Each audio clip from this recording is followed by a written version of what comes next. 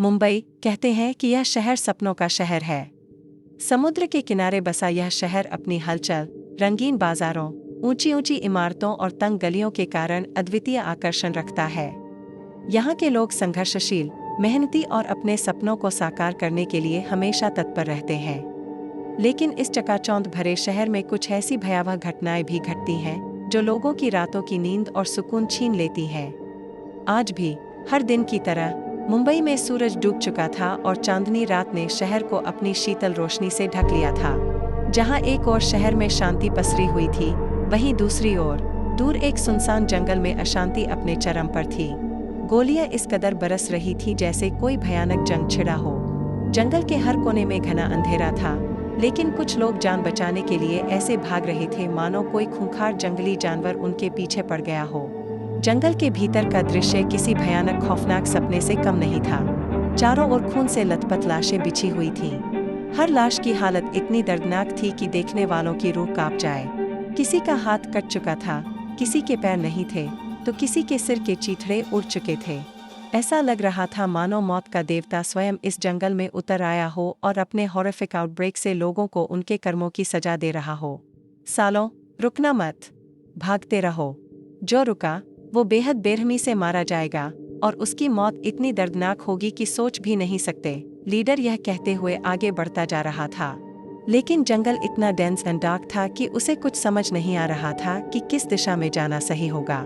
कुछ देर तक लगातार भागने के बाद वे सभी थककर जमीन पर गिर पड़े। तेज दौड़ने की वजह से उनकी सांसें बेकाबू हो चुकी थीं और वे हांफते हुए जमीन पर पड़े थे। लेकिन अगले ही पल उनकी आंखें डर से फैल गईं। उनके चारों ओर लगभग 20 से 30 लोग आकर खड़े हो गए थे।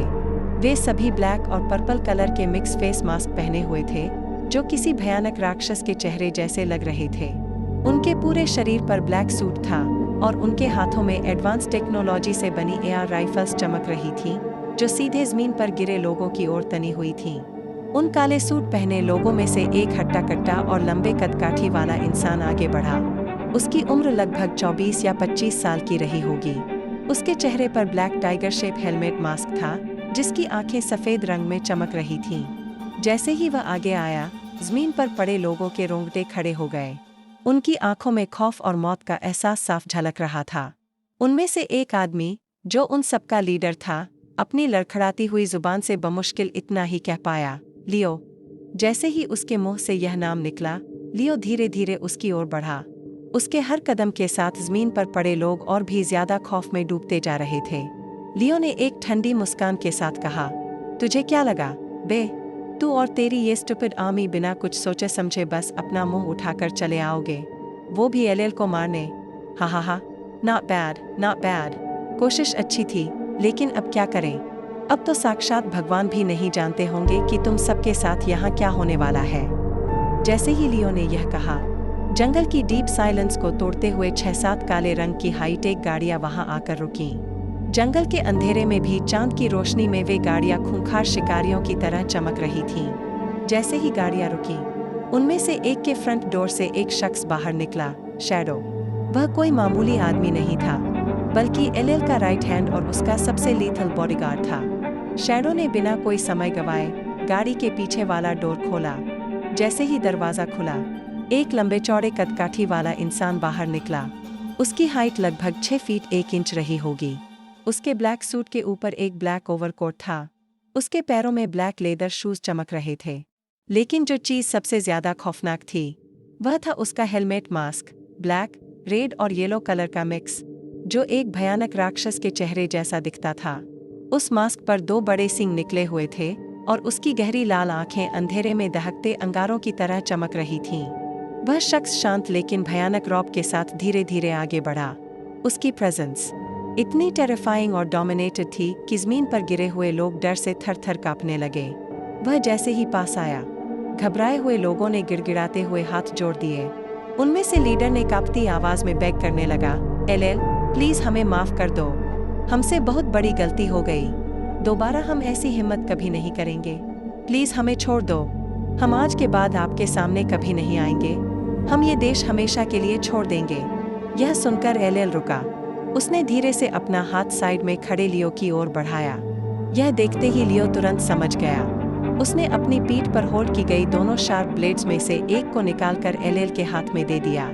जैसे ही एलेल ने वह चमकती हुई बेहद तेज और धारदार तलवार अपने हाथ में ली, जमीन पर पड़े लोगों की आंखों में डर उतर आया, क्योंकि वे जानते थे एलेल कितना क्रूएल और हर्टलेस था, और अब उनका मौत पक्का था। सोर्ड को हाथ में पकड़ते ही एलेल जमीन पर गिरे लीडर के चारों ओर घूमने लगा। उसकी तलवार जमीन को छूती जा रही थी, जिससे एक खौफनाक आवाज जंगल में गूंजने लगी। तलवार के हर घसीटने के साथ लीडर की सांस गले में अटक रही थी। उसकी आंखों में बेहिसाब डर था। उसकी रगों में खून नहीं, बल्कि मौत का एहसास दौड़ रहा था। लीडर घबराकर तुरंत खड़ा हो गया और गिड़गिड़ाने लगा, प्लीज एलेल, प्लीज हमें माफ कर दो। हमसे बहुत बड़ी गलती हो गई। हम दोबारा ऐसी हिम्मत नहीं करेंगे। लेकिन एलेल बस एक ठंडी, बेरहम नजर डालता रहा। चारों तरफ गहरी खामोशी छाई हुई थी, और फिर इस सन्नाटे को चीरते हुए एलेल की बर्फ से भी ज्यादा ठंडी और खूंखार आवाज गूंजी, Where is he? लीडर ने थरथराती हुई आवाज में बस इतना ही कहा, नहीं। लेकिन इससे पहले कि वह अपनी बात पूरी कर पाता, एलेल ने उसकी बात बीच में ही काटते हुए उसी भयानक लहजे में कहा, तुम कह रहे थे कि तुम इस देश को हमेशा के लिए छोड़ दोगे, पर मैं तुम्हें सिर्फ इस देश से नहीं, बल्कि इस दुनिया से ही गायब कर देता हूँ। क्योंकि एलेल कभी किसी को माफ नहीं करता। उसके आगे गलती की सजा सिर्फ और सिर्फ मौत होती है। लीडर के पास कुछ कहने का भी वक्त नहीं था। अचानक हवा में तलवार का एक तेज कटाव गूंजा, और अगले ही पल लीडर की बॉडी कमर से दो हिस्सों में कटकर जमीन पर गिर गई। चारों ओर एक भयानक सन्नाटा छा गया। जमीन पर गिरे हुए बाकी लोग इस खौफनाक मंजर को देखकर कांपने लगे। लेकिन इससे पहले कि वे कुछ समझ पाते, अचानक फायरिंग शुरू हो गई। एक के बाद एक गोलियां चलने लगीं। किसी की गर्दन उड़ा दी गई, किसी के सिर में बड़ा छेद हो गया।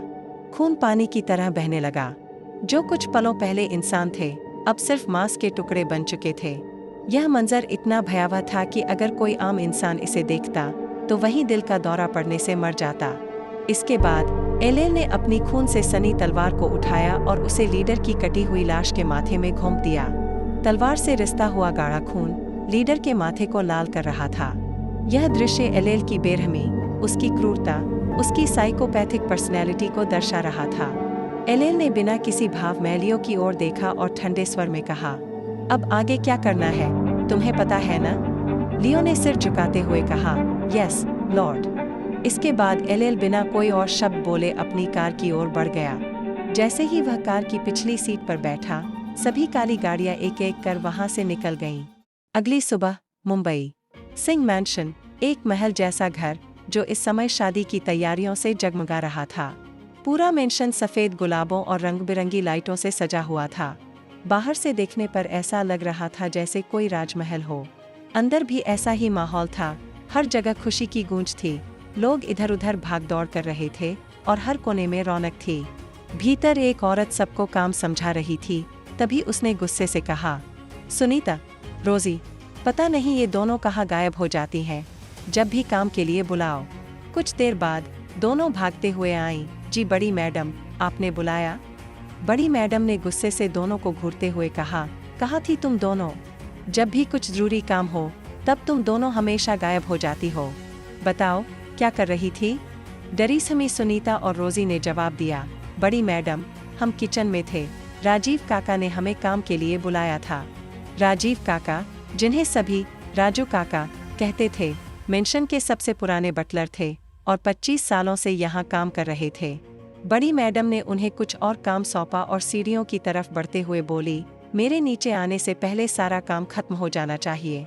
जी बड़ी मैडम, दोनों ने जवाब दिया और अपने अपने काम में लग गईं। सीढ़ियों पर चढ़ते हुए वो औरत बड़बड़ाई, ये लड़की अभी तक सो रही है। कल उसकी शादी है, लेकिन महारानी को कोई होश ही नहीं। आज तो इसे ठीक से डांटना पड़ेगा।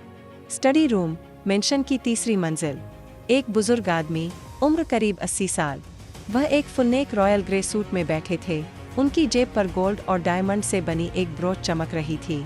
उनकी आंखों पर गोल्डन फ्रेम वाले चश्मे थे, पैरों में लेदर शूज और हाथ में शेर के आकार का गोल्ड डायमंड जड़ा हुआ स्टिक था। वह गुस्से से सामने खड़े दो लड़कों को घूर रहे थे।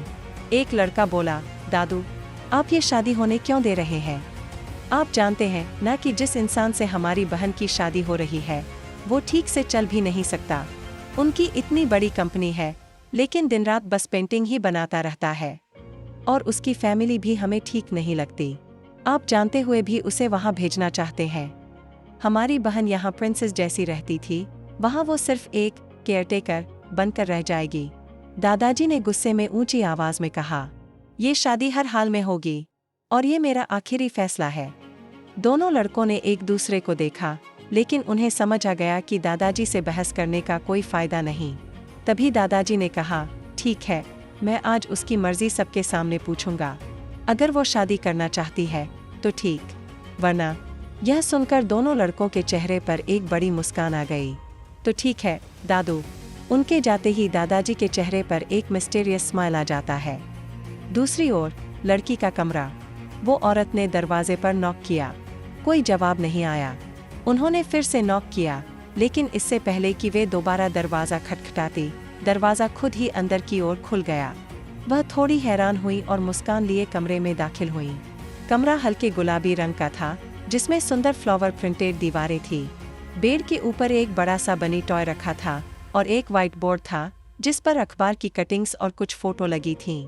आज मेरी शैतान बच्ची इतनी देर तक क्यों सो रही है?